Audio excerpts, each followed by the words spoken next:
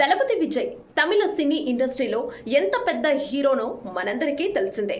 సినిమాలో ఆయన సత్తా ఏంటో మనం చూస్తాం. ఆ తర్వాత పార్టీ పెట్టి రాజకీయాలు కూడా విజయ్ ప్రభంజనం సృష్టిస్తున్నారు. టీవీకే పార్టీ పెట్టిన రోజు ఎలాంటి ఉత్సాహంతో కనిపించారో మదురైలో జరిగిన సభలో కూడా అదే పవర్ విజయ్లో కనిపించింది. మదురై వేదికగా జరిగిన మానాడు సభ అభిమానులతో కిక్కిరిసిపోయింది. సీఎం నినాదాలతో సభ హోరెత్తింది.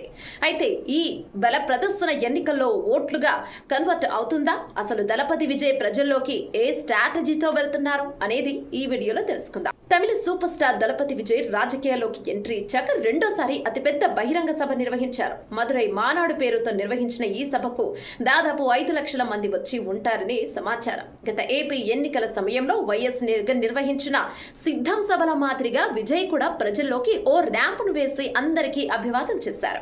దళపతి విజయ్ తన ప్రసంగంలో సింహం సింగిల్ గా వస్తుందని, తాను కూడా ఈ ఎన్నికల్లో ఒంటరిగా బరిలోకి దిగబోతున్నట్లు చెప్పారు. ఇక బీజేపీతో ఎలాంటి పొత్తు ఉండదని, తనకు డిఎంకేతోనే పోటీ అని విజయ్ క్లారిటీ ఇచ్చారు. సింహం ఒక్కసారి గర్జిస్తే 8 కిలోమీటర్ల మేర భూమి కంపిస్తోందన్నారు. అడవుల్లో ఎన్నో జంతువులు ఉంటాయని, కానీ సింహం ఒక్కటే ఉంటుందంటూ సినిమాటిక్ డైలాగ్స్ తో ఫ్యాన్స్ ను ఉత్సాహపరిచారు విజయ్.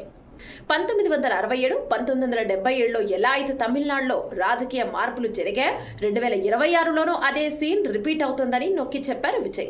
ఇక బీజేపీ తమిళనాడు ముస్లింలను టార్గెట్ చేస్తోందని, కేంద్ర ప్రభుత్వం ప్రజలను పాలించడానికి వచ్చిందా, మైనార్టీలను అణచివేయడానికి వచ్చిందా అంటూ ఘాటు విమర్శలు చేశారు. ఇక డిఎంకే అధినేత సీఎం స్టాలిన్ పైన పంచుల వర్షం కురిపించారు. స్టాలిన్ అంకుల్ అంటూ వ్యంగ్యంగా కామెంట్స్ చేశారు. ప్రస్తుత డిఎంకే ప్రభుత్వం అవినీతిలో కూరుకుపోయిందని సంచలన వ్యాఖ్యలు చేశారు.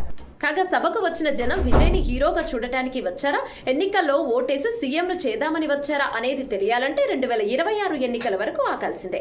గతంలో ఉమ్మడి ఆంధ్రప్రదేశ్లో 2009 ఎన్నికల్లో పార్టీ పెట్టిన చిరంజీవికి ప్రజారాజ్యం సభలో ఊహించని విధంగా జనం వచ్చి ఎన్నికల్లో మాత్రం కాంగ్రెస్ పార్టీకి ఓట్లు గుద్దారు. మరి ఈ తమిళ సూపర్ స్టార్ విషయంలో ఏం జరుగుతుందో వేచి చూడాలి.